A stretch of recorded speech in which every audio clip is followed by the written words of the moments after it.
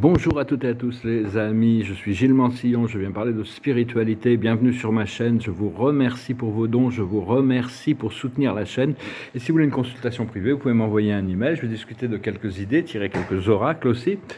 Et les oracles, bon après ça, c'est juste une réflexion du miroir de la vie dans le présent, c'est pas sur le futur, c'est pas sur le... Enfin, je ne fais pas de prédiction sur le futur, chacun détermine son futur par ses choix dans le présent. Je voulais dire le fait que la vérité qui va se révéler, toute la vérité va finalement sortir, hein, ça vient progressivement, mais la vérité qui va sortir est beaucoup plus incroyable que toutes les fictions, aussi bien dans la qualité de la lumière que dans l'obscurité, dans le côté sombre de la vie. Toutes sortes de choses ont besoin de se révéler, comme disait Hamlet, Horatio, je te le dis, il y a plus dans l'univers que tous nos rêves et nos philosophies réunis. Et donc, il faut comprendre aussi que les apparences peuvent être très trompeuses, hein, donc ne jugez pas sur les apparences. Il y a les apparences, la façade et les plans internes. Et les choses évoluent depuis les plans internes et éventuellement ça affecte la façade.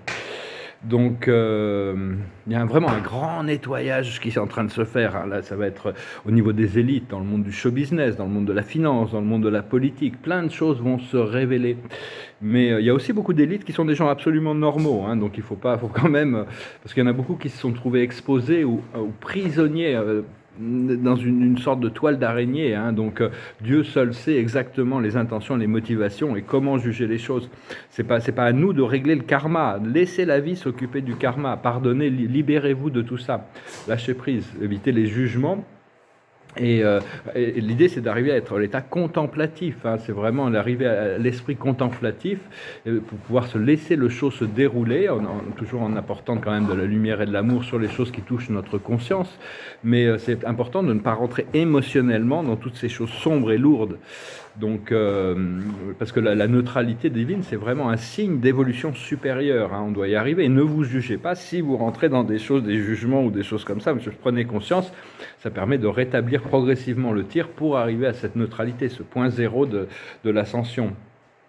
Et donc, pardonnez-leur, Seigneur. Ils ne savent pas ce qu'ils font. C'est ce que mon ami, mon frère, mon guide, un grand guide qui s'appelait, connu sous le nom de Jésus, disait. Hein, donc, ils ne savaient pas vraiment. Hein, ils ne savent pas vraiment, sinon ils ne feraient pas toutes ces choses. Hein, donc, c'est très important de réaliser je suis ce que je suis, plus que je suis qui je suis, parce que l'ego peut être confus quand on fait cette affirmation je suis qui je suis.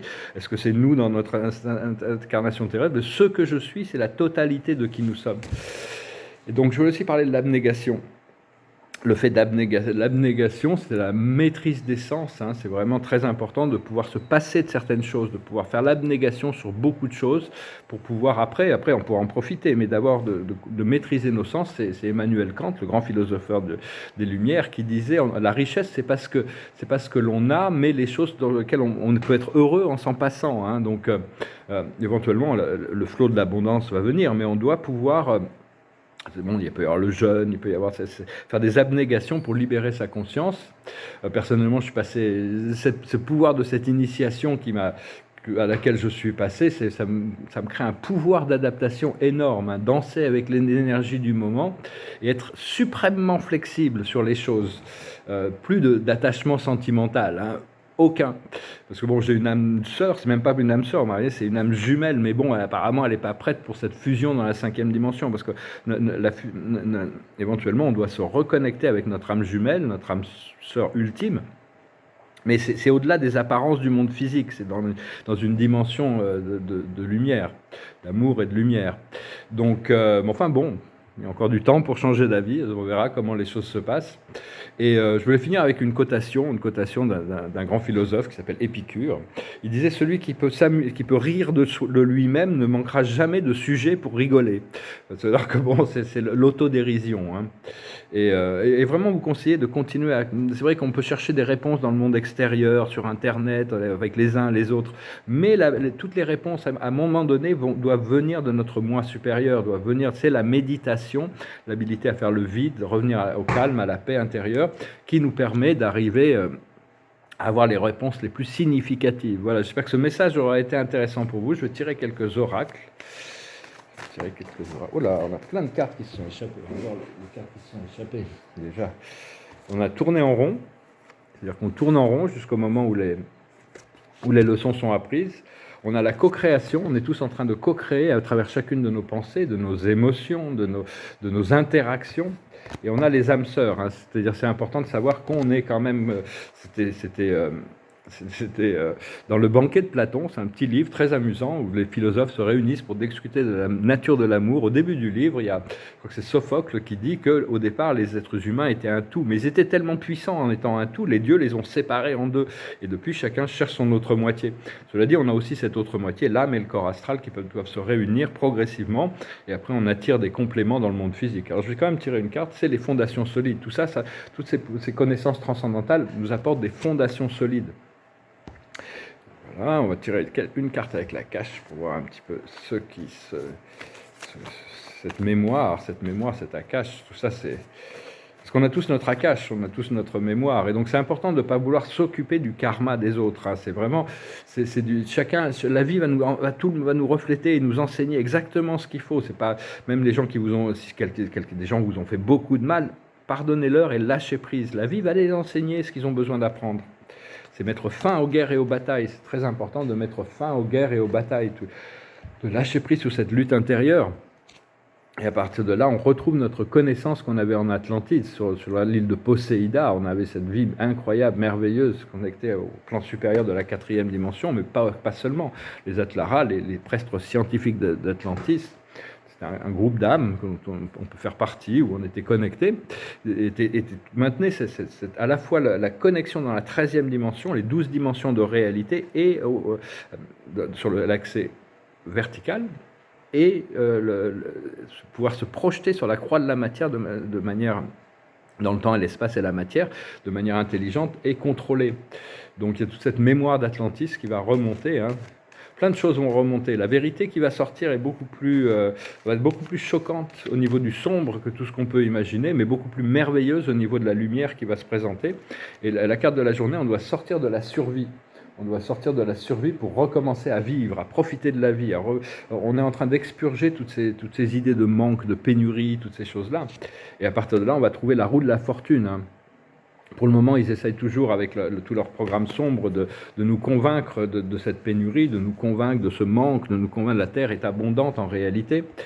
Et même le pétrole, ça se régénère, l'or, la Terre est capable de recréer plein de choses, hein. Il y a plein de... je ne suis pas en train de... Tout ça, c'est renouvelable. La Terre est un être vivant, un être conscient. Gaïa existait avant l'existence de la Terre, mais elle a pris ce corps physique pour son évolution. Et l'aboutissant, la carte de Osho aujourd'hui, c'est le bonheur, la réalisation du rêve. C'est la paresse, on va pouvoir être paresseux un peu. Ça ne veut pas dire que la vie ne va pas constamment nous pousser à continuer à avancer, mais une fois que nos rêves seront réalisés, on pourra se sentir complètement comblé. Et c'est vraiment ce point de liberté qui est devant nous. Donc voilà, les amis, je vais finir avec une chanson française. C'était un grand auteur, compositeur, interprète. C'est une chanson sur la gratitude et la solidarité. C'était un peu un lanceur d'alerte avant l'heure. C'est une chanson de Georges Brassens qui s'appelle l'Auvergnat. Elle est à toi, cette chanson, toi l'Auvergnat qui sans façon m'a donné 4 bouts de bois quand dans ma vie il faisait froid. Toi qui m'as donné du feu quand les croquantes et les croquants, tous les gens bien intentionnés m'avaient fermé la porte au nez. Ce n'était rien qu'un peu de bois, mais il m'avait chauffé le corps, et dans mon âme il brûle encore, à la manière d'un feu de joie. Toi l'Auvergnat, quand tu mourras, quand le croque-mort t'emportera, qu'il te conduise à travers ciel, ô Père éternel. Elle est à toi, cette chanson, toi l'hôtesse qui sans façon m'a donné quelques bouts de pain, quand dans ma vie il faisait faim. Toi qui m'ouvris ta huche quand les croquantes et les croquants, tous les gens bien intentionnés s'amusaient de me voir jeûner. Ce n'était rien qu'un peu de pain, mais il m'avait chauffé le corps, et dans mon âme il brûle encore, à la manière d'un grand festin. Toi l'hôtesse, quand tu mourras, quand le croque-mort t'emportera, qu'il te conduise à travers ciel, ô Père éternel. Elle est à toi cette chanson, toi l'étranger qui sans façon d'un air malheureux m'a souri lorsque les gendarmes m'ont pris. Toi qui n'as pas applaudi quand les croquantes et les croquants, tous les gens bien intentionnés, riaient de me voir emmener. Ce n'était rien qu'un peu de miel, mais il m'avait chauffé le corps, et dans mon âme il brûle encore, à la manière d'un grand soleil. Toi l'étranger, quand tu mourras, quand le croque-mort t'emportera, qu'il te conduise à travers ciel, ô Père éternel. Connecté au Père éternel, toujours, hein, vraiment, vous pouvez l'appeler constamment, hein, au plus on l'appelle, au plus on appelle cette première source et centre, au plus Dieu prend conscience, au plus on prend conscience de la présence de Dieu à travers notre présence je suis. Donc voilà les amis, j'espère que ce message aura été intéressant pour vous, je vous remercie infiniment pour vos dons, je vous remercie infiniment pour soutenir la chaîne, pour continuer à cultiver votre présence, votre amour, votre lumière, pour assister cette planète dans son ascension et son évolution. L'observateur de la journée, c'est des potentialités. Il y a toutes sortes d'incroyables possibilités, de probabilités et des certitudes qui se présentent à nous.